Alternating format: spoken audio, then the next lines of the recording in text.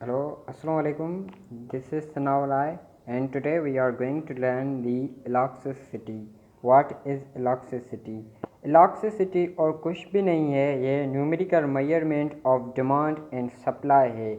और law of demand हमने पिछले चैप्टर में पढ़ा है। वो लॉ ऑफ डिमांड क्या कहता है? कीपिंग एवरीथिंग कांस्टेंट और applying status variables. If price increase, quantity demand fall.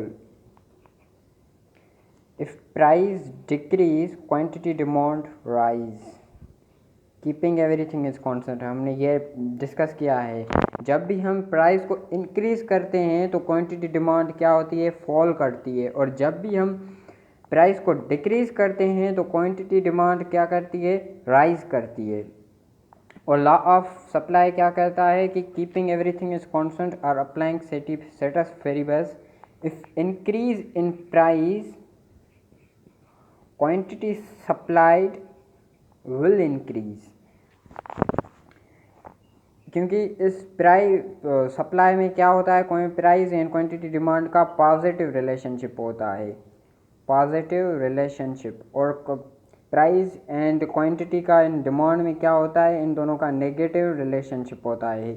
जब भी प्राइस इंक्रीज होगी तो क्वांटिटी डिमांड फॉल करेगी, और जब भी प्राइस डिक्रीज होगी तो क्वांटिटी डिमांड राइज करेगी। जब हम स्टेटस वेरिएबल्स लगाएंगे तो अब जो इन प्राइस इंक्रीज होने से ये क्वांटिटी डिमांड डिक्रीज तो हो रही है, मगर कितने रेट से डिक्रीज हो रही है हम वो मेजर करते हैं इलास्टिसिटी में, और एक्यूरेटली इलास्टिसिटी हमें बताता है। और सप्लाई में भी यही है। अगर प्राइस इंक्रीज तो हो रही है, प्राइस इंक्रीज होने से क्वांटिटी सप्लाइड इंक्रीज तो हो रही है, मगर कितने रेट से इंक्रीज हो रही है वो हम पढ़ेंगे इलास्टिसिटी में। और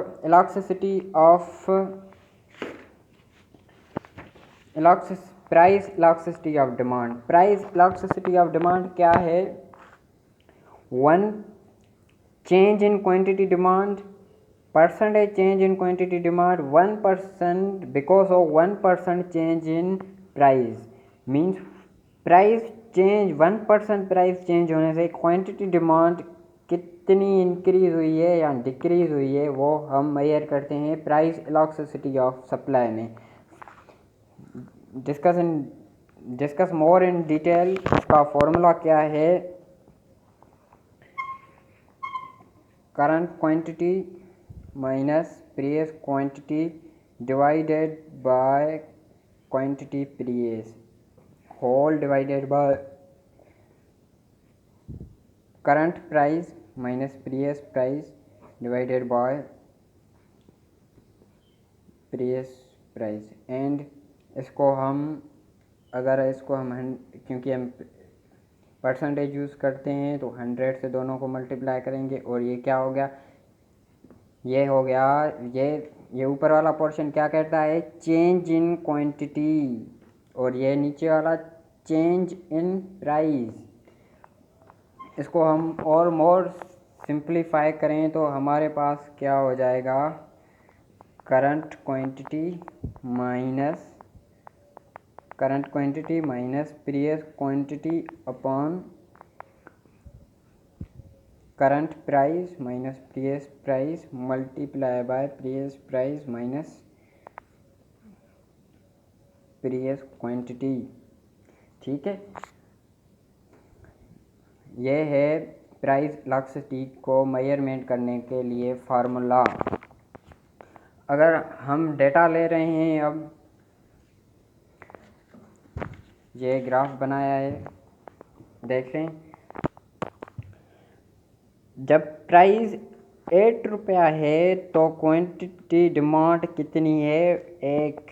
अगर प्राइस हम डिक्रीज कर रहे हैं 8 से 7 तक तो क्वांटिटी डिमांड 2 तक आ जा रही है। मगर ये क्वांटिटी डिमांड में फ़र्क कितना आया है? जो इंक्रीज हुई है वो कितने रेट से इंक्रीज हुई है हम वो मेजरमेंट करते हैं प्राइस इलास्टिसिटी ऑफ सप्लाई में।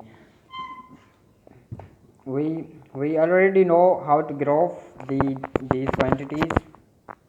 now let's see। और जो ये होती ना, ये प्रीवियस पॉइंट कहलाती है और ये करंट पॉइंट कहलाती है। कैसे? अब देखते हैं, डिस्कस करते हैं। ये एक डिमांड है और ये मीन्स ये एक रास्ता है। अगर हम इस पॉइंट पे खड़े हैं और इस बी पॉइंट पे जाएंगे तो ये ए पॉइंट क्या होगा, प्रीवियस। अब हम कहाँ जा रहे हैं, बी तक, तो ये हमारा क्या हो गया, करंट तक। अब हम बी पर हैं मगर ए क्या हो गई, प्रीवियस पॉइंट हो गई। ठीक है, ये कॉन्सेप्ट आई थिंक आपको आ गया हो गया। अब हम आगे बढ़ रहे हैं। हमने फार्मूला भी डिटरमिन कर लिया है और ये भी जान लिया है कि प्राइस इलास्टिसिटी ऑफ डिमांड क्या होती है, और हमें डेटा भी गिवन है। Let's do how 1% price change होने से क्वांटिटी डिमांड कितनी परसेंट चेंज हुई है। अब हम वो मेजर करते हैं पहले तो फार्मूला में। अब ये क्या हो गई, प्रीवियस क्वांटिटी कौन सी होगी इस पॉइंट पे, प्रीवियस क्वांटिटी पहले क्या थी, प्रीवियस क्वांटिटी 1 मीन्स करंट क्या होगी 2, प्रीवियस 1 है तो करंट क्या होगी 2, और हम फार्मूला भी डिटरमिन कर चुके हैं। तो 2 एंड प्रीवियस क्वांटिटी क्या होगी 1 -1 upon previous price, current price क्या होगी, करंट प्राइस, ये पहले हम ए तक थे अब हम बी तक आए हैं तो बी क्या हो गई हमारी, करंट प्राइस हो गई। करंट प्राइस कितनी है इस पॉइंट पे, इस पॉइंट पे 7 है, और प्रीवियस कितनी थी 8, प्रीवियस प्राइस कितनी है 8 एंड प्रीवियस क्वांटिटी कितनी है 1। अब हम इसको सिंप्लीफाई करते हैं। जब 2 में से 1 जाएगा तो कितना बचेगा, अगर 2 में से 1 माइनस करेंगे तो 1 बचेगा, हम ये जानते हैं। और 7 में क्या -1 बचेगा, ये भी हम जानते हैं। और ये मल्टीप्लाई, और हमारे पास प्रीवियस प्राइस कितनी है 8 और प्रीवियस क्वांटिटी डिमांड कितनी है 1। अगर हम इनको सिंप्लीफाई करेंगे तो क्या रिजल्ट आएगी 8 × 8, और ये माइनस हम क्या करते हैं मैथमेटिक्स में इधर ही दे देते हैं ऊपर। और ये अंडरस्टूड होता है मैथमेटिक्स में कि हर एक नंबर के साथ नीचे एक होता है। ठीक है, अब 1% चेंज होने से प्राइस क्वांटिटी डिमांड कितनी बढ़ रही है 8%, 8%। ये देख लें 8% कितना, 8%, ये बहुत ही बड़ा रेशो है। अगर हम और बहुत ही सिंप्लीफाई करें तो क्या होगा, अगर हम डी से ई तक जाएं, डी से ई तक हमारे पास है, और डी से ई तक क्या होगी, करंट प्राइस क्या होगी, प्रीवियस क्वांटिटी, करंट क्वांटिटी क्या होगी 5, और प्रीवियस क्वांटिटी कितनी है 4, और का प्रीवियस प्राइस कितनी है 4, और करंट प्राइस कितनी है 5, और हम जानते हैं 5/4, और ये कितनी हो गई 1%। अब हम ये भी देख रहे हैं। अब हम अगर जी से एच तक आए, जी से एच तक, जी से एच तक, अब हम जी से एच तक आ रहे हैं। कहाँ से, जी से एच तक।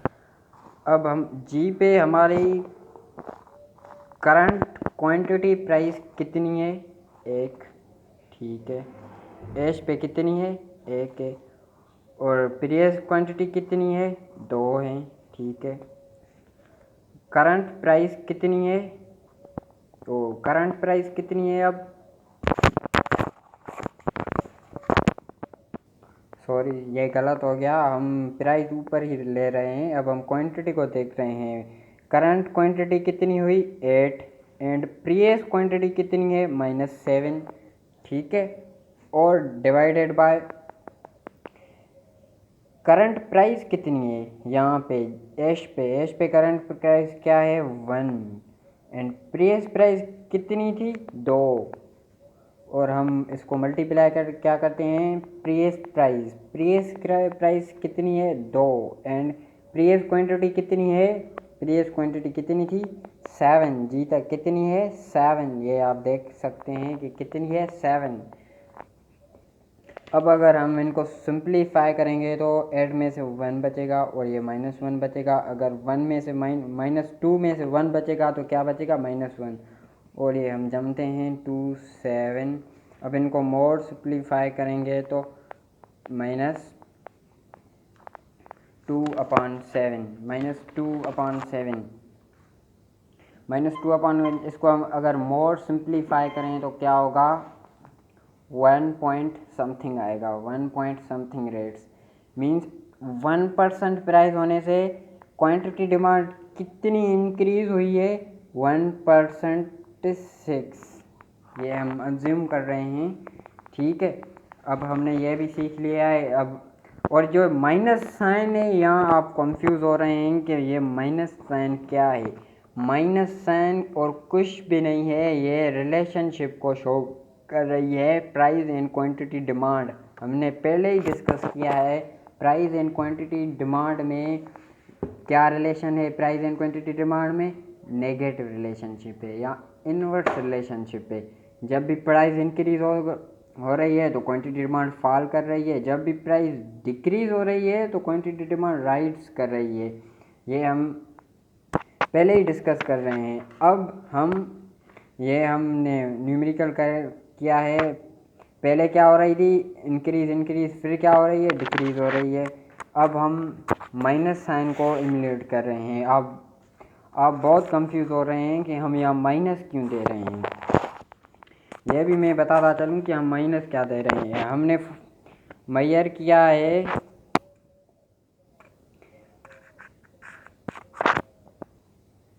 हमने ये मेजर किया है कि 1% प्राइस डिक्रीज होने से क्वांटिटी डिमांड क्या करती है, 4% से इंक्रीज हो रही है। इसका रेशनल क्या है, कि ये जो यहाँ जो कंज्यूमर का बिहेवियर है ना, वो स्ट्रॉन्ग है अबाउट क्वांटिटी डिमांड। मीन जब भी क्वांटिटी डिमांड 1% से चेंज हो रही है, तो जब भी प्राइस 1% से चेंज हो रही है तो क्वांटिटी डिमांड 4% से चेंज हो रही है। अगर माइनस को, इसीलिए ये माइनस रिलेशनशिप को शो कर रही है। अगर हम कहें और अगर हम ये दूसरा सिनेरियो डिस्कस करें, अगर 1% प्राइस चेंज होने से प्राइस क्वांटिटी डिमांड क्या हो रही है, 2% इंक्रीज कर रही है। तो यहाँ क्या है, कंज्यूमर का लेस बिहेवियर है फॉर द क्वांटिटी डिमांड। अगर मैं कहूँ कि -4 बड़ा है 2 से, तो आप ये मान ही नहीं सकते, और हम मैथमेटिक्स में पढ़ के आए हैं ये बिल्कुल गलत है। -4 बड़ा है -2 से।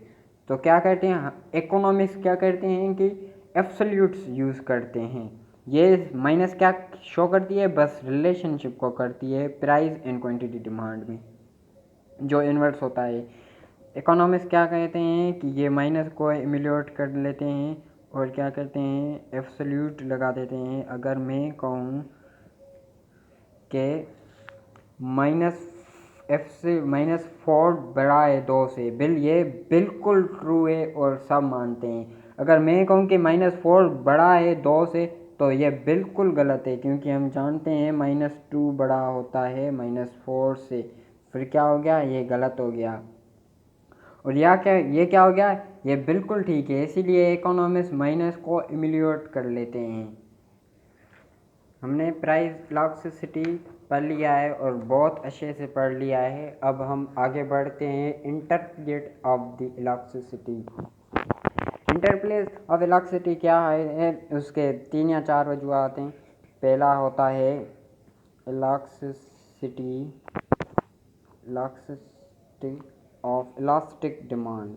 इलास्टिक डिमांड क्या है, इलास्टिक डिमांड है if a specific change in the percentage large result in large percentage in quantity demand, means quantity change in quantity demand always greater than change in price। इसका rational क्या है, इसका rational ये है कि जब भी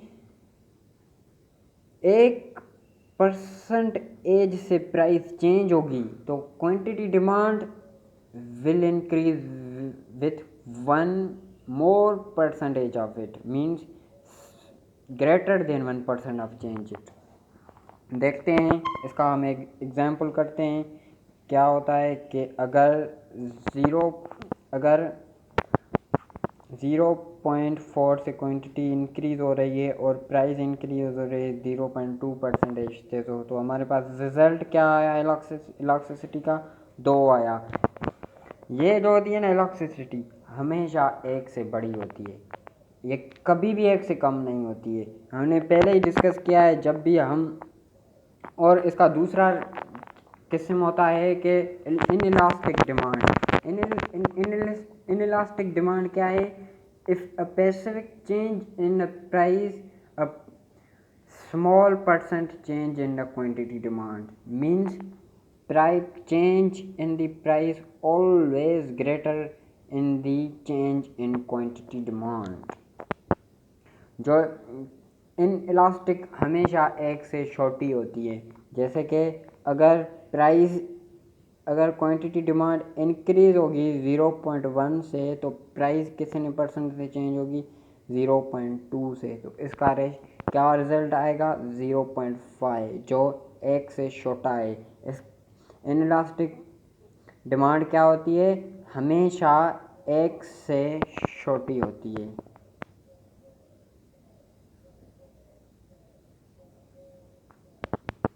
ठीक है।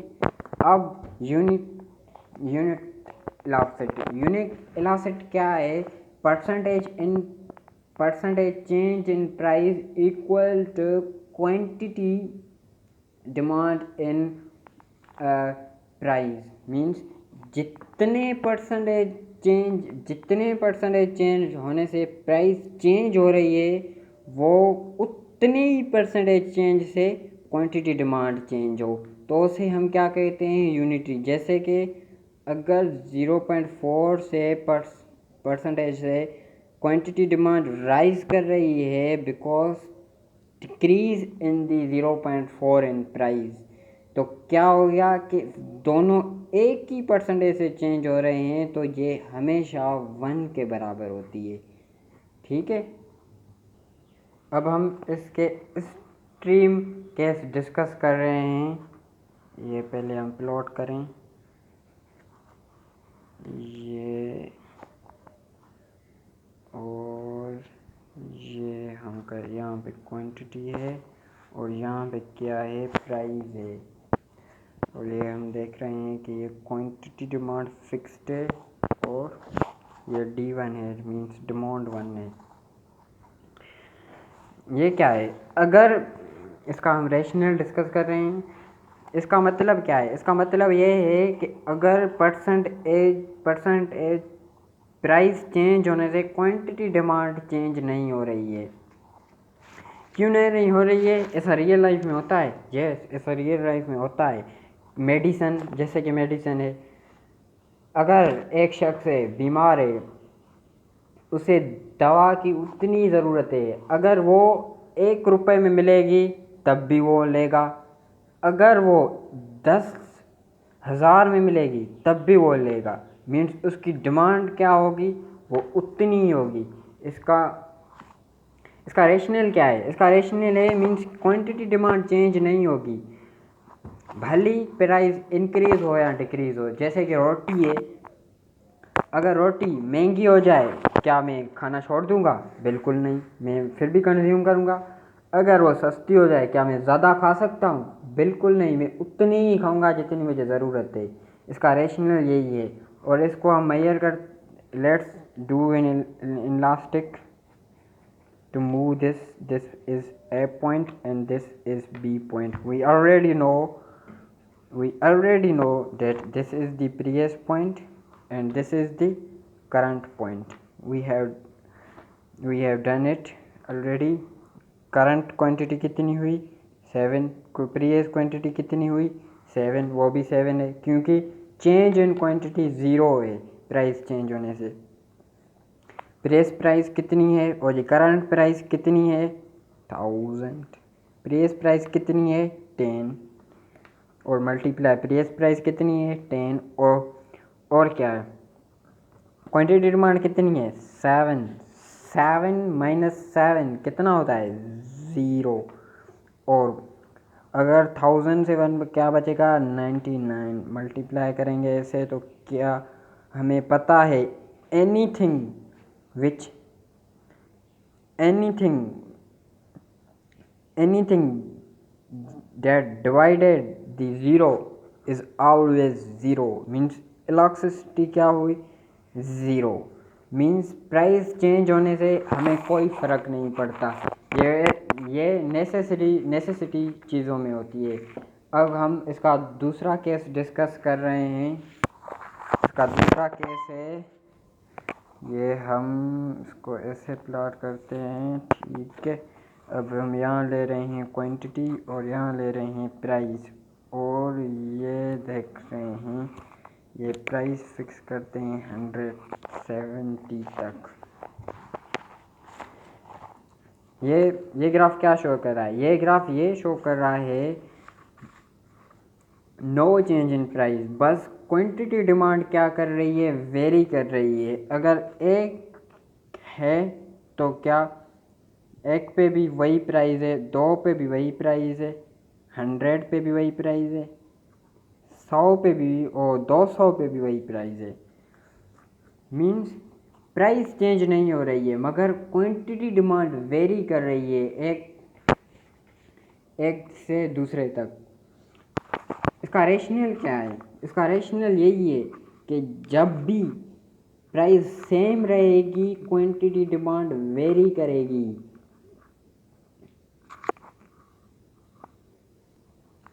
इसका रेशनल क्या है, इसका रेशनल ये है कि अगर प्राइस 1% से भी चेंज होगी तो मैं क्या करूँगा वो मार्केट ही छोड़ दूँगा, क्योंकि ये उन चीज़ों में होता है जो लेजरिस, जो हमें मज़ा, जिन चीज़ों में हमें मज़ा आता है। जैसे कि मुझे मज़ा आता है घूमने में। अगर कराची की टिकट में क्या हो गया 1% से भी चेंज हो गया तो मैं क्या करूँगा वहाँ ना जाऊँ। क्यों? क्योंकि वहाँ जाना लाजमी नहीं है, बस मैं क्यों जाता हूँ वहाँ मज़े के लिए जाता हूँ। अगर वही होगी तो हम जाएंगे, क्योंकि मेरी इनकम स्पेसिफिक है।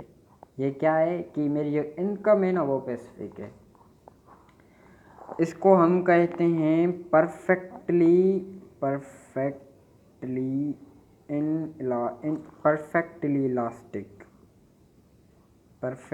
इलास्टिक। और इसको हम मेजर कैसे करते हैं कि ये है, मिसाल सपोज करते हैं ये पॉइंट है ए और ये पॉइंट है बी, ठीक है। ये पॉइंट है ए और ये पॉइंट है बी। अगर इसकी हम इलास्टिसिटी फाइंड करें तो क्या होगी, करंट क्वांटिटी कितनी हुई क्योंकि हम ए से बी की तरफ जा रहे हैं, कितनी हुई 2, और प्रीवियस कितनी हुई 1। करंट प्राइस 70 और previous price 70, also 70 because no change in price, only quantity demand vary. और प्रीवियस क्वांटिटी कितनी है वो 1 है, हमें पता है। और 70 क्या होगी, अगर 2 में से 1 जाएगा तो 1 बचेगा, और ये 0 हो गया और ये 70 होगा। Anything which divided by 0 is always infinity. Means यहाँ क्या होगी, हमारी डिमांड इन्फिनिटी होगी, शायद मैं वो कंज्यूम ना करूँ। अगर मेरे पास पैसा था, स्पेसिफिक अमाउंट था, अगर प्राइस उसकी इंक्रीज़ हो गई तो क्या हो गया कि मैं वो कंज्यूम ही कर छोड़ूँ, क्योंकि मेरे पास जो इनकम है वो क्या है स्पेसिफिक इनकम है। मैं उन्हीं चीज़ों में, जैसे कि मुझे 70 रुपये आए किसी भी चीज़ को कंज्यूम करने के, अगर वो चेंज हो गया कितने के 80 का, मैं क्या करूँगा वो चीज़ की डिमांड ही छोड़ दूँगा। इसीलिए यह परफेक्टली इनलास्टिक है। और ये जो केस हमने डिस्कस किया था इसको हम कहते, और जो ये दूसरा केस हमने डिस्कस किया था पहले वाला, इसको हम कहते हैं परफेक्टली इनलास्टिक, परफेक्टली इनलास्टिक। इसे परफेक्टली इलास्टिक क्यों कहते हैं, इसको इसीलिए कहते हैं कि प्राइस चेंज होने से कंज्यूमर पर कोई फ़र्क नहीं पड़ता। जब उसकी प्राइस 1000 रुपये थी तब भी वो कंज्यूम करेगा, जब उसकी प्राइस 1 रुपये होगी तब भी वो कंज्यूम करेगा। I think we have done with it, let's move to forward. अब हम डिस्कस कर रहे हैं पॉइंट इलास्टिसिटी। उसके बाद हम डिस्कस करेंगे total revenue test. Point elasticity क्या है? अगर हम ए से बी तक आ रहे हैं, अब हम वो फाइंड कर रहे हैं पॉइंट इलास्टिसिटी। अगर हम ए से बी तक की तरफ आ रहे हैं तो हमारी करंट पॉइंट क्या होगी? बी, और प्रीवियस पॉइंट क्या होगी? ए। और करंट क्वांटिटी कितनी है? 10 है, ये हमने फार्मूला में पुट किया है। और प्रीवियस क्वांटिटी कितनी है? वो 5 है, ये आप देख सकते हैं, ये 5 है, वह भी हमने पुट किया है। अब प्राइस की तरफ जाते हैं।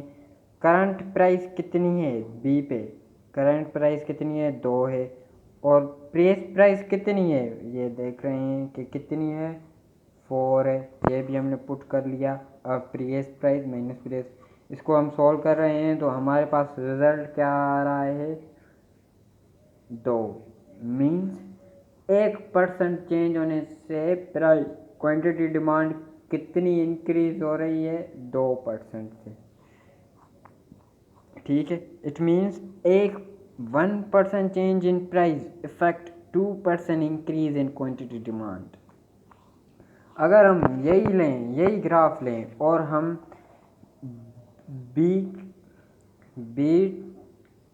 बी से ए तक जाएं, मीन्स अब हम इसको उल्टा कर दें, बी से ए तक जाएं, तो क्या हो गया?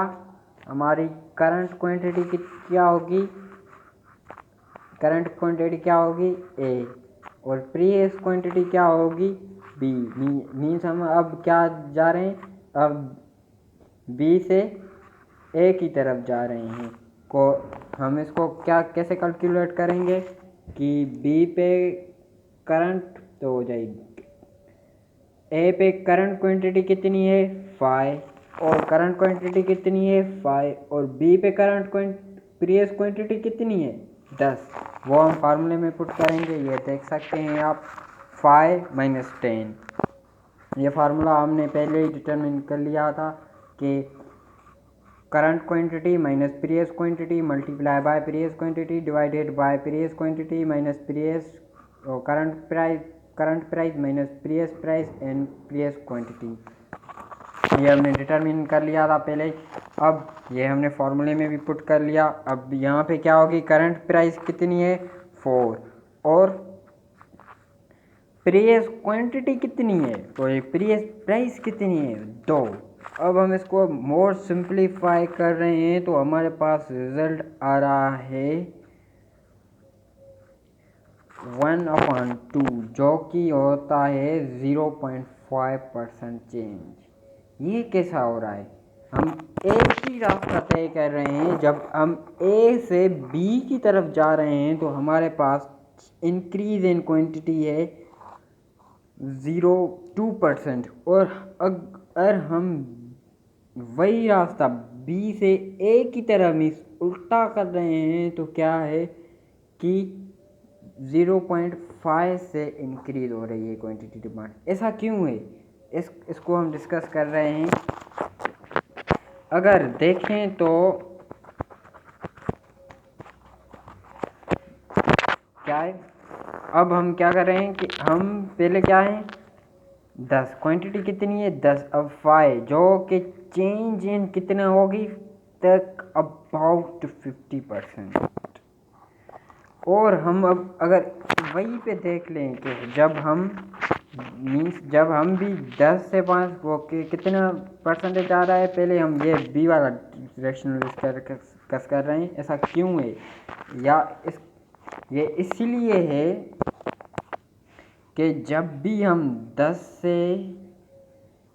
भी हमारी क्वांटिटी डिमांड 10 से डायरेक्टली 5 पे आएगी तो हमारा कितनी होगी?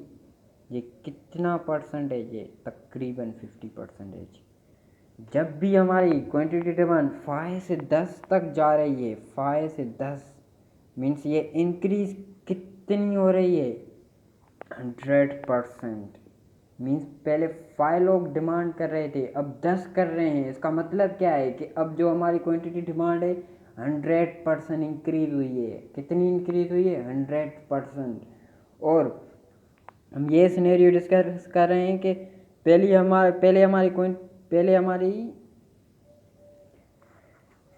हमारी क्वांटिटी डिमांड 10 थी, अब 5 है। मीन्स इसका रेशनल क्या है, अब 50% लोग वो चीज़ कंज्यूम नहीं कर रहे हैं, इसीलिए ये ऐसा हो रहा है। ये क्यों हो रहा है, because of change in base. ये बेस चेंज हो रहा है। ये देखें प्राइस 4 थी, 2 तक आई तो वो कितनी डिक्रीज हुई, 50%। कितनी, 50% डिक्रीज हुई। अगर हम इसको हम उल्टा कर दें तो क्या होगी, जब हम प्राइस 2 थी तो क्वांटिटी डिमांड 10 थी, अब प्राइस जब 4 हो गई तो ये 2 से 4 तक वो तकरीबन क्या है, increase in 100% increase. Means price में इंक्रीज कितनी हुई है, 100%। ये इसीलिए ऐसा होता है। अगर हम इसे आसान लफ्ज़ों में कहें तो क्या कह सकते हैं कि बेस चेंज होने की वजह से ऐसा हो रहा है। अब हम आगे बढ़ रहे हैं total revenue test. Total revenue test क्या होता है, हम रेवेन्यू कैसे फाइंड करते हैं, पहले तो हम वो डिस्कस करें। रेवेन्यू क्या होता है कि रेवेन्यू को हम आर से डिनोट करते हैं, price multiply by quantity demand. जैसे कि हम एक ग्राफ बना रहे हैं, उससे आप अंदाज़ा लगा सकते हैं। यह ग्राफ मैंने बना लिया है, ठीक है। ये बस ऐसे ही मैंने अज्यूम किया है कि यहाँ पे क्वांटिटी है 10 और ये 70 है और प्राइस 10 है, और ये हमने दूसरा पॉइंट ले रहे हैं, यहाँ पे 35 क्वांटिटी डिमांड कर रहे हैं और प्राइस को हम 2 कर रहे हैं, ठीक है। अब टोटल रेवेन्यू क्या होगा, अब रेवेन्यू को हम कैसे फाइंड करते हैं कि 2 को 35 से मल्टीप्लाई करें। जब हम इसको मल्टीप्लाई करेंगे, सिंप्लीफाई करेंगे तो हमारे पास रिजल्ट क्या आएगा, 70। मीन्स हमारा रेवेन्यू कितना हुआ, 17, ठीक है। Before going to the total revenue test, we want to build some concept about the total revenue. Let's discuss some of them. मैंने क्या एक ग्राफ बनाया है, elastic demand in total revenue test. ये हम कॉन्सेप्ट डेवलप कर रहे हैं, टोटल रेवेन्यू टेस्ट, ठीक है। टोटल रेवेन्यू टेस्ट, जब भी प्राइस डिक्रीज होगी तो टोटल रेवेन्यू इंक्रीज होगा। मीन्स ये अपोजिट डायरेक्शन में चल रहा है। जब भी प्राइस डिक्रीज होगी, ये मैं आपको ग्राफिंग के ज़रिए समझाऊं। ये मैंने ये क्वांटिटी रखी और ये प्राइस रखी और मैंने ये रेवेन्यू बना लिया जो इलास्टिक है, ये D1 कर दिया। अब मैंने यहाँ पे 40 और प्राइस कितनी है 1 और ये प्राइस कितनी हुई 2 और ये क्वांटिटी 10। अगर हम देखें तो इस यहाँ पे रेवेन्यू क्या होगा, जो 2 को 10 से मल्टीप्लाई करेंगे तो रेवेन्यू हमारे पास क्या आ रहा है 20। जब भी प्राइस डिक्रीज हो रही है तो हमारा टोटल रेवेन्यू क्या हो रहा है, इंक्रीज हो रहा है, वो भी बहुत ही ज़्यादा रेट से। अब 14 हो गया। Means 1% change in price decrease the revenue. इसका रेशनल क्या है, इसका रेशनल है जब भी ये क्या है कि इलास्टिक डिमांड है। इलास्टिक डिमांड में टोटल रेवेन्यू कैसा होता है, जब भी प्राइस डिक्रीज होगी तो टोटल रेवेन्यू इंक्रीज करेगा। और ये फ्लैटर है, ऐसे हम फ्लैटर कर्व कहते हैं। क्या, फ्लैटर कर्व, जिसमें इलास्टिक क्या होती है, ऑलवेज ग्रेटर देन 1, ठीक है, ऑलवेज ग्रेटर देन 1। ये देखें आप, जब प्राइस 2 थी तो टोटल रेवेन्यू हमारे पास क्या था, 20 है। जब प्राइस एक हो गई, कम हो गई, तो हमारा टोटल रेवेन्यू पुशअप हो गया, शूटअप कर गया। अब कहाँ पे आ गया? 14 पे आ गया। और हम दूसरा सिनेरियो डिस्कस कर रहे हैं, इनइलास्टिक। अगर हमारे पास क्वांटिटी डिमांड इनइलास्टिक हो, ये मैं प्लॉट कर रहा हूँ। ये प्राइस 1 है और ये 20 कर रहे हैं, और हम यहाँ पे प्राइस ले रहे हैं 4, और क्वांटिटी डिमांड यहाँ पे कर रहे हैं, सपोज कर रहे हैं 10 से।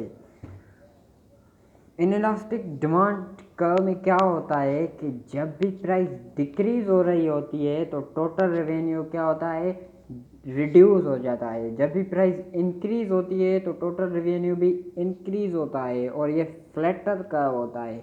इसका क्या होता है? Flatter curve. ये अब हम देख रहे हैं, जब प्राइस 1 थी तो टोटल रेवेन्यू कितना था? 20। जब प्राइस 1 से चेंज हो गई 4 तक आई तो हमारा टोटल रेवेन्यू क्या हो गया? टोटल रेवेन्यू क्या हो गया? 10 के साथ मल्टीप्लाई करेंगे तो टोटल रेवेन्यू 14। मीन्स जब प्राइस ज़्यादा है तो हमारा टोटल रेवेन्यू भी इंक्रीज हो रहा है, जब प्राइस कम है तो टोटल रेवेन्यू भी डिक्रीज हो रहा है। ये इनइलास्टिक में होता है। और यूनिटरी में क्या होता है? यूनिटरी डिमांड, यूनिट इलास्टिक में क्या होता है? यूनिट इलास्टिक में हमारा शेप इस तरह होता है, जैसे कि ये 13 रख रहे हैं पॉइंट, और यहाँ पे प्राइस कर रहे हैं 1, ठीक है, और यहाँ पे प्राइस कर रहे हैं 3, और क्वांटिटी डिमांड कितनी है? 10 से। क्वांटिटी डिमांड कितनी है? 10 से, और प्राइस कितनी है? 3 है। ये आप देख सकते हैं, मैंने ये ग्राफ बनाया है, आप देख सकते हैं। इसका हम अब टोटल रेवेन्यू काउंट कर रहे हैं। अगर हम एक को 30 से मल्टीप्लाई करें तो हमारे पास टोटल रेवेन्यू कितना आ गया? 30 ही आ गया, मीन्स 30 आ गया। अगर हम अब प्राइस कितनी है? 3 है, और उसको हम 10 से मल्टीप्लाई करेंगे फिर भी 3 आ गया। मीन्स ये क्या हो गया कि प्राइस चेंज होने से रेवेन्यू पर कोई भी फ़र्क नहीं पड़ रहा है। प्राइस ज़्यादा थी तब भी रेवेन्यू वही था, जब प्राइस कम हुई तब भी रेवेन्यू वही है, ठीक है। अब हम आगे बढ़ रहे हैं टोटल रेवेन्यू टेस्ट के ग्राफ की तरफ, वो अब आप आसानी से समझ सकते हैं। अब हम ये बहुत ही इम्पोर्टेंट टॉपिक डिस्कस कर रहे हैं before going to the total revenue test. ये ग्राफ जो मैंने बनाया वो आप देख सकते हैं कि यहाँ पे क्वांटिटी डिमांड क्या है। यहाँ पे तो इन्फिनिटी है, हमने देख लिया है, क्योंकि ये ए पॉइंट कर देते हैं, ये बी कर देते हैं, क्योंकि यहाँ चेंज इन प्राइस ज़ीरो है, क्योंकि चेंज इन प्राइस ज़ीरो है। और यहाँ पे क्वांटिटी डिमांड क्या होती है? इन्फिनिटी, और यहाँ पे क्या होती है? ज़ीरो होती है। ये हमने डिस्कस किया है प्रीवियस में, perfectly elastic and perfectly elastic and perfectly inelastic में। अब हम इलास्टिक और इनइलास्टिक डिमांड वही ग्राफ एक ही तरफ से बना रहे हैं। अगर हम पहले देखें तो एक यूनिट पे हमारा कितनी है? इलास्टिसिटी कितनी है? 5% है, और 2 से 7 तक कितनी है? 2.5 है, मीन्स ग्रेटर देन 1 है। और टोटल रेवेन्यू कितना है? 8 है, और यहाँ पे टोटल रेवेन्यू कितना है? 10 और 14 है। जब क्वांटिटी डिमांड 3 है और प्राइस 4 है तो इलास्टिसिटी कितनी परसेंटेज से क्वांटिटी डिमांड इंक्रीज हो रही है? 1.7 से। और टोटल रेवेन्यू कितना है? 18। जो हम कैसे कैलकुलेट करते हैं? Price multiply by quantity demand से मल्टीप्लाई करते हैं, तो 6 को हम अगर 3 से मल्टीप्लाई करेंगे तो 18 हमारे पास क्या आ गया? रेवेन्यू हो गया। अब हम 4 और 5, जब क्वांटिटी डिमांड 4 है और प्राइस 5 है तो इलास्टिसिटी 1 है। हम ये पहले मेजर कर के आए हैं, क्या है? 1। ऐसे ही चलता जा रहा है। तो टोटल रेवेन्यू यहाँ पे आप देख सकते हैं कि सेम है और यहाँ डिक्रीज़ हो रहा है। ये डिक्रीज़ क्यों हो रहा है? ये इसी की वजह से हो रहा है कि पहले हमारी डिमांड क्या है, इलास्टिक है, फिर क्या है, यूनिटरी पे आती है, फिर इन इलास्टिक हो जाती है। ठीक है, टोटल रेवेन्यू ये आप देख सकते हैं, मैंने ये ग्राफ बनाया है। अब हम दूसरा भी प्लाट कर रहे हैं, आपको सिखाएंगे वो भी, ये ठीक है। अब वो हम आपको सिखा रहे हैं टोटल रेवेन्यू का ग्राफ ऐसे होता है कि हम आप क्वांटिटी 1 पे मल्टीप्राइज ले रहे हैं और क्वांटिटी 1 ले रहे हैं। तो क्या है कि हमारा टोटल रेवेन्यू 8 है, फिर बढ़ता जाता है, फिर मैक्सिमम पे पहुंच के फिर वो फॉल करना शुरू हो जाता है। ये फॉल क्यों करता है? इसका रेशनल क्या है? इसका रेशनल यही है कि पहले देखो हमारी डिमांड होती है, इलास्टिक होती है, कि जब भी हम प्राइस कम करते हैं तो हमारा टोटल रेवेन्यू इंक्रीज होता है। फिर एक ऐसा पॉइंट आता है जहां हम जब भी प्राइस इंक्रीज करें या डिक्रीज करें हमारे रेवेन्यू पे फ़र्क नहीं पाता है। वो मैंने आपको बहुत ही डिटेल से समझाया है। वहाँ क्या होता है, यूनिटरी इलास्टिक होता है। फिर एक ऐसी स्टेज आ जाती है कि जब भी हम प्राइस डिक्रीज करते हैं ना तो हमारा टोटल रेवेन्यू इंक्रीज होता है। उसे हम क्या कहते हैं, इनइलास्टिक डिमांड का। ये इसकी वजह से हो रहा है। अगर मैं दूसरे लफ्ज़ों में कहूँ, when price falls and total revenue increase, demand is elastic. When price falls and total revenue unchanged, demand is unity elastic. When price falls and total revenue reduce, demand is inelastic. ये इसी वजह से हो रहा है। अब हम discuss कर रहे हैं determinant of price elasticity of the demand. हमने टोटल रेवेन्यू भी कर लिया, उसकी टेस्ट भी कर ली है, और इलास्टिक और परफेक्टली इलास्टिक वो भी कर लिया है। अब हम डिस्कस करेंगे determinant of elasticity of the demand. Substitutability क्या होता है? वो होता है कि एक ही चीज़ के वही चीज़, जैसे कि पेप्सी और कोको कोला, उनकी टेस्ट में भी फ़र्क है और उनकी टेस्ट में भी फ़र्क नहीं है और प्राइसेस में भी फ़र्क नहीं है। Means same in test, same in quality, उसे हम क्या कहते हैं, सब्स्टिट्यूट।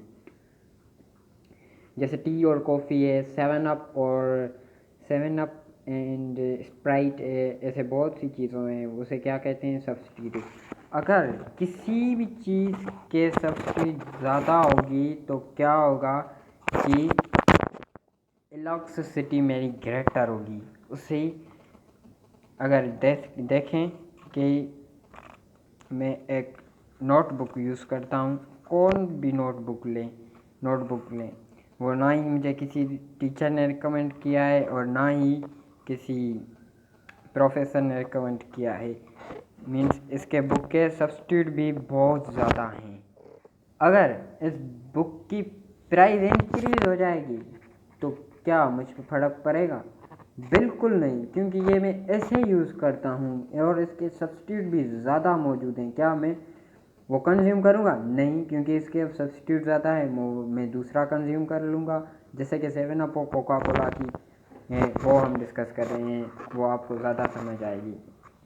जैसे अगर कोका कोला की प्राइस चेंज हो जाए, क्या मैं उसकी डिमांड करूँगा? बिल्कुल नहीं करूँगा, मैं बस वो छोड़ दूँगा, अब पेप्सी पीना शुरू कर दूँगा। ठीक है, इसे हम क्या, मेरी इलास्टिसिटी क्या है, हायर है, ग्रेटर है, बहुत ही ज़्यादा है। अगर हम दूसरा डिस्कस करें कि मैं कोई भी टेबलेट लेता हूँ और वो मुझे खानी है और उसके सब्स्टिट्यूट भी मौजूद नहीं है, अगर उसकी प्राइस इंक्रीज़ होगी क्या मेरी डिमांड पे फ़र्क पड़ेगा? बिल्कुल भी नहीं, क्योंकि वो मेरे लिए लाजमी है। ठीक है, उसके और सब्स्टिट्यूट भी मौजूद नहीं है, फिर भी मैं वही कंज्यूम करूँगा। अगर मुझे 5 रुपये पे मिलेगी फिर भी कंज्यूम करूँगा, अगर 10,000 पे मिलेगी फिर भी कंज्यूम करूँगा, ठीक है। अब दूसरा कॉन्सेप्ट है पोर्शन ऑफ इनकम। मोस्टली ये क्या होता है कि जब भी प्राइस छोटे अमाउंट वाले से चेंज होती है ना, तो मेरी क्वांटिटी डिमांड लो होती है। जैसे कि अगर एक पेन है, उसकी प्राइस है 10 रुपये, अगर उसकी प्राइस 10 रुपये इंक्रीज़ हो गई तो क्या होगी, उसकी प्राइस 11 हो गई। क्या मेरी मिसाल के तौर पे मेरी इनकम है 1,000 रुपये, क्या मुझ पर फ़र्क पड़ेगा? बिल्कुल भी नहीं। अगर हम दूसरा सिनेरियो डिस्कस करें, अगर कार है, उसकी कीमत है 1,000 रुपये, अगर वो 10% उसकी प्राइस 10% से चेंज होगी, क्या अब मुझे फ़र्क पड़ेगा? यस, बिल्कुल मुझे फ़र्क पड़ेगा, क्योंकि मेरी इनकम इतनी है। अब ये क्या होगी, मेरी इनकम से भी ज़्यादा हो गई, मेरी इलास्टिसिटी क्या होगी, हाई होगी इस चीज़ के लिए। Luxury versus necessity. Generally necessity में क्या होता है कि वो चीज़ हमें कंज्यूम करनी होती है। जैसे कि अगर आटा है, अगर उसकी कीमत 10 रुपये है फिर भी मैं लूँगा, अगर उसकी कीमत 100 रुपये है फिर भी मैं लूँगा, क्योंकि वो क्या है, मेरी नेसेसिटी है। मैं वो कंज्यूम करूँगा ही करूँगा हर हाल में, अगर मुझे ज़िंदा रहना है।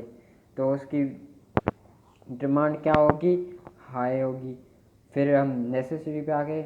अगर पहले जैसे कि मरी की टिकट थी 500 रुपये, अब वो चेंज हो गई है 500 से सपोज करते हैं 800 तक, क्या फिर भी मैं वही कंज्यूम करूँगा? बिल्कुल नहीं, क्योंकि पहले मैं इसीलिए कंज्यूम करता था कि मेरी इनकम में आती थी। अब क्या हो गई है, वो पुशअप कर गई है, और वो बहुत ही ज़्यादा अमाउंट से। वो मेरे लिए लाजमी भी नहीं है कि मैं वहाँ जाऊँ, मैं यहाँ इसलिए जाता हूँ कि मुझे वहाँ अच्छा लगता है, ठीक है। और दूसरा सिनेरियो है टाइम। अगर टाइम, जैसे कि आपका कल इंटरव्यू है, अगर पेट्रोल, आप ट्रैफिक और ट्रांसपोर्ट भी बंद है, बस आपके पास बाइक ही है, अगर पेट्रोल की प्राइस में इंक्रीज़ होगा, क्या आप उसकी डिमांड करेंगे?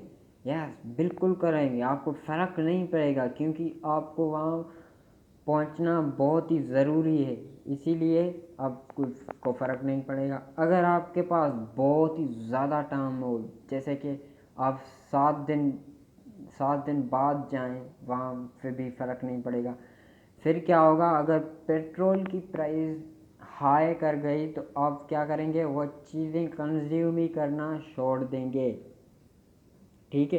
क्या करेंगे, पहले पेट्रोल की प्राइस जैसे कि 100 रुपये थी, अब 200 रुपये हो गई। अब लॉन्ग मीन्स आपके पास बहुत ही ज़्यादा टाइम है, 1 हफ्ते का टाइम है, फिर आप क्या करेंगे, एडजस्टमेंट करेंगे कि आपकी बाइक अब गैस पे चलें, क्योंकि आपके पास टाइम है।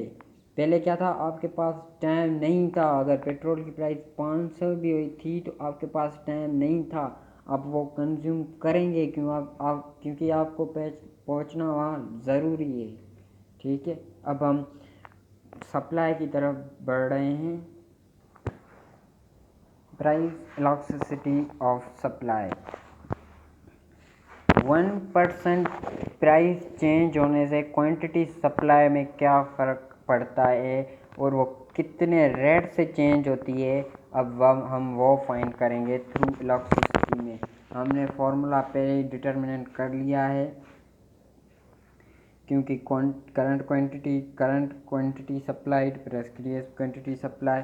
अब मैंने ये ग्राफ बना लिया है, जैसे कि ये ए से हम बी की तरफ आ रहे हैं। ये भी हमने बहुत ही डिटेल से पीछे डिस्कस किया है। ये क्या होगी, एक होगी प्रीवियस क्वांटिटी और प्रीवियस पॉइंट, और बी क्या होगी, करंट पॉइंट। ये ग्राफ आपने बनाना सीखा है और मैंने बहुत ही अच्छे से सिखाया है, अब बना भी सकते हैं, फिर भी मैं आपको बता रहा हूँ। अगर प्राइस 2 है तो क्वांटिटी डिमांड और ग्राफ क्या होगा, ऐसे बनेगा, ठीक है। अगर 4 है तो क्या होगा, मीन्स ये इंक्रीज, ये ऐसे सीधा क्यों जाता है, ये भी हमने बहुत डिस्कस किया है। क्योंकि क्वांटिटी सप्लाइड एंड प्राइस में कौन सा रिलेशन होता है, पॉजिटिव रिलेशनशिप होता है। अब हम इलेक्ट्रिसिटी सप्लाई करते हैं कि करंट क्वांटिटी क्या होगी, अब 10 होगी, क्योंकि हम ए से बी की तरफ आ रहे हैं 10। फिर प्रीवियस क्वांटिटी कितनी होगी, 5 होगी। अब करंट प्राइस कितनी होगी, 4। और प्रीवियस प्राइस कितनी होगी, वो होगी 2। और हम इसको मल्टीप्लाई करेंगे तो हमारे पास क्या रिजल्ट आएगा, 1। और यहाँ पे हम माइनस की कोई साइन नहीं है। प्राइस इलास्टिसिटी में हमने देखा कि यहाँ पे माइनस साइन आ रहा था, वो भी मैंने बताया कि वहाँ पे क्या था, इनवर्स रिलेशन था, इसीलिए ये था। यहाँ देखा 1 आ गया, ये आप अच्छे से फाइंड कर सकते हैं। I hope now we are move to the determinant of supply, long run and short run. Long run ऐसा टाइम पीरियड होता है जहाँ पे हमारा कैपिटल फिक्स्ड होता है। मीन्स हमारे पास इतना टाइम नहीं होता कि हम कैपिटल लगाएं। जैसे कि मेरा एक शॉप है, अगर सप्लाई बढ़ जाती है और क्या मैं सप्लाई मेरे पास शॉर्ट रन है, मीन्स इसमें में हम टाइम को नहीं देखते, बस वो शॉर्ट रन होता है। मीन्स उसी चीज़ को सप्लाई करना उसी वक्त के लिए लाजमी होता है। मैंने लिया कि जैसे कि मुझे एक कंपनी है, अगर सप्लाई बढ़ जाती है, क्या मैं दूसरी कंपनी उसी वक्त बना सकता हूँ? बिल्कुल नहीं। क्यों? क्योंकि मेरे पास कैपिटल फिक्स है, ना ही मेरे पास इतनी इनकम है कि मैं दूसरी कंपनी बनाऊँ। जैसे कि एक मशीन है और मेरी इनकम भी फिक्स्ड है। ये हम इस शॉर्ट रन में हम फिक्स्ड कैपिटल की बात करते हैं। अगर सप्लाई बढ़ जाती है, क्या मैं दूसरी मशीन लूँगा? बिल्कुल नहीं, क्योंकि मेरे पास क्या है कि इनकम ही इतनी नहीं है कि मैं दूसरी मशीन ले सकूँ। फिर मैं क्या करूँगा कि शिफ्टें लगाऊँगा, टाइम बढ़ाऊँगा लेबरों का। पर मेरा शॉर्ट रन में क्या होता है, कैपिटल फिक्स्ड होता है इसमें। और इलेक्ट्रिसिटी क्या होती है, लेस इलेक्ट्रिसिटी होती है। और फिर लॉन्ग रन क्या होता है, बहुत ज़्यादा टाइम होता है। बहुत ही मीन्स आपको इतना टाइम होता है कि आप दूसरी मशीन ले सकें या दूसरी कंपनी बना सकते हैं। मीन्स इसमें कैपिटल फिक्स्ड नहीं होता, वो वेरी करता है। अगर आप चाहें कि आपकी सप्लाई बढ़ाना चाहते हैं, अगर आप चाहें तो 10 मशीनें ले सकते हैं, 20 मशीनें ले सकते हैं, आपके पास इतना टाइम होता है। ठीक है, अब हम आगे बढ़ रहे हैं। Cross elasticity, 1 change in quantity demand X, 1% change in quantity price Y. Substitute हमने ये पढ़ लिया है। कोको कोला और पेप्सी ये मैंने डिस्कस किया है। इन दोनों का रिलेशन क्या है, पॉजिटिव रे। मीन्स अगर कोको कोला की प्राइस बढ़ जाएगी तो मैं क्या कहाँ पे जाऊँगा, पेप्सी पे जाऊँगा। अगर पेप्सी भी प्राइस बढ़ जाएगी तो क्या मैं पेप्सी कंज्यूम करूँगा? बिल्कुल नहीं। अब मैं क्या करूँगा, कोको कोला कंज्यूम करूँगा। मीन्स ये एक दोनों के सब्स्टिट्यूट है। अब कॉम्प्लीमेंट गुड क्या होता है, अगर पेट्रोल की प्राइस में इंक्रीज हो गई, क्या कार की डिमांड होगी? बिल्कुल नहीं होगी, क्योंकि इन दोनों का रिलेशन क्या है, नेगेटिव रिलेशनशिप है। मीन्स एक भी चीज़ की अगर प्राइस बढ़ जाएगी तो दूसरी की डिमांड ऑटोमेटिक लेस हो जाएगी। हमने कोको कोला और पेप्सी में क्या देखा, अगर कोको कोला की प्राइस डिक्रीज हो रही थी तो क्वांटिटी पेप्सी पे बढ़ रही थी। अगर यहाँ क्या है, अगर पेट्रोल की प्राइस इंक्रीज हो रही है तो कार की डिमांड डिक्रीज हो रही है। और दूसरा होता है इंडिपेंडेंस, टी और पेट्रोल ये ऐसे कुछ ऐसे अमाउंट होते हैं, अगर टी की प्राइस में इंक्रीजमेंट होगी तो क्या पेट्रोल पे फ़र्क पड़ेगा? बिल्कुल भी नहीं। इसे हम क्या कहते हैं, इंडिपेंडेंट। अगर पेट्रोल की प्राइस में इंक्रीज हो जाए, क्या टी पे फ़र्क पड़ेगा? बिल्कुल भी नहीं। इलास्टिसिटी यहाँ पे नथिंग होती है। दूसरा होता है income elasticity of demand. Income elasticity of demand हमेशा ज़ीरो होती है, या ये आप जहन में रखें। ये हम देखते हैं यहाँ ज़ीरो कैसे होती है। Change in quantity demand 1% change in price. हम अब नॉर्मल गुड्स की बात कर रहे हैं। नॉर्मल गुड वो होते हैं जो हम डेली रूटीन में कंज्यूम करते। अगर मेरी इनकम बढ़ जाएगी, क्या मैं उनकी डिमांड करूँगा? हाँ, बिल्कुल करूँगा, क्योंकि पहले मैं क्या करता था। पहले मैं मिसाल के तौर पे आलू खाता था। अब क्या, पहले मैं मीट खाता था, फिर भी मैं क्या, अगर मेरी इनकम हो जाए, क्या मैं कंज्यूम करना वो छोड़ दूंगा? बिल्कुल भी नहीं। अब मैं क्या करूँगा, उसकी डिमांड्स इंक्रीज करूँगा। और इन्फीरियर गुड वो होते हैं कि जो हम मजबूरी में कंज्यूम करें, जैसे कि दाल है।